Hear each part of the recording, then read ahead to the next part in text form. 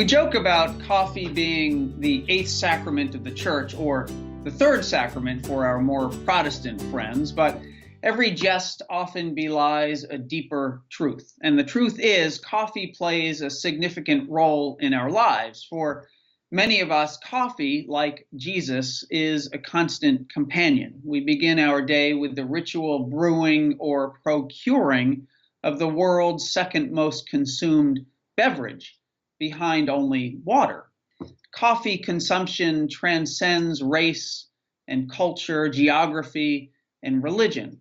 In an era of globalization, coffee truly is a global commodity, grown exclusively in a band along the equator known as the Bean Belt, but enjoyed by people everywhere. In a time of deep division, coffee, I believe, has the potential to unite us by inviting conversation and building community across cultures. At least that's the unlocked potential I see in the coffee bean. But where did this magical elixir come from?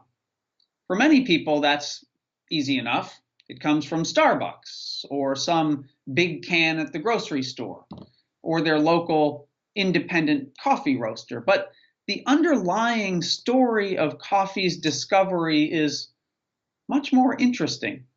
There's a wonderful, if apocryphal, coffee origin story that involves dancing goats in 9th century Ethiopia. It revolves around a young goat herder named Kaldi, who one day took a short midday nap, as he was wont to do. And when he awoke, the goats in his care had disappeared. Panicked, he raced up the hill toward a clearing and observed something remarkable. The goats were dancing. Upon closer inspection, he noticed they were eating some bright red berries. Amazed, he stuck a handful of these berries in his pocket, regained control of his flock, and headed straight to the local monastery to share the miraculous story with the head monk. Intrigued but dubious, the monk, well, we can let Faustus Neroni, the 17th century Italian coffee historian, take it from here.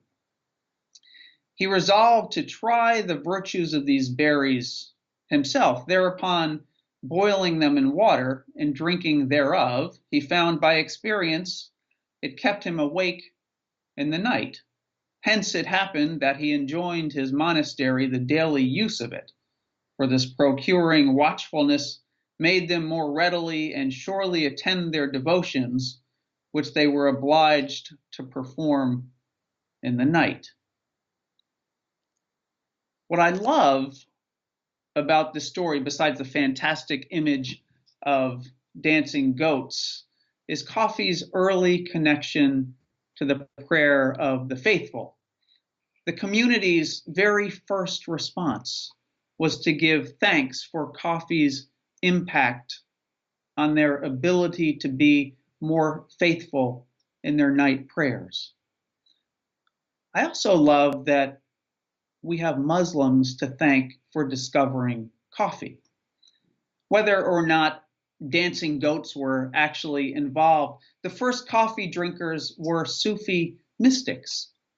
And as we live in a time that so desperately craves interfaith connections, a shared coffee backstory offers an opportunity to see one another, especially those with whom we don't share a culture, with fresh eyes.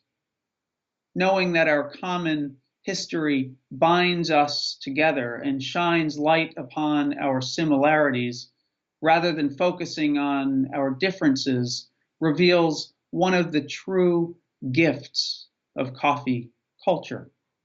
So from the very beginning, coffee and faith have been intertwined.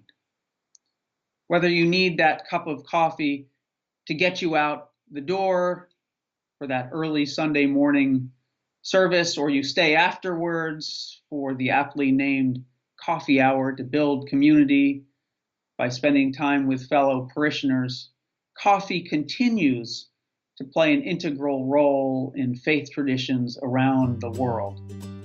In this sense, coffee truly is the universal sacrament.